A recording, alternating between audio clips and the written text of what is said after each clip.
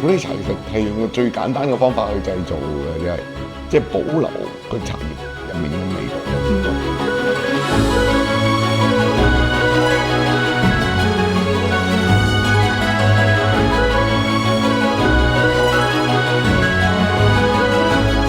我說茶文化是最高端，什麼都有價，文化是無價的。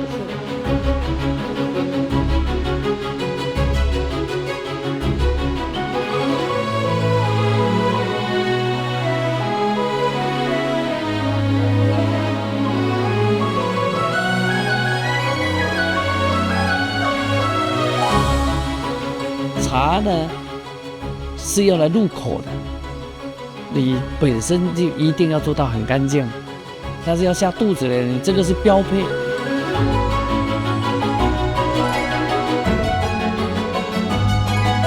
其實咧，我覺得咧飲普洱茶咧，唔係好似飲一杯茶，係飲一個藝術品。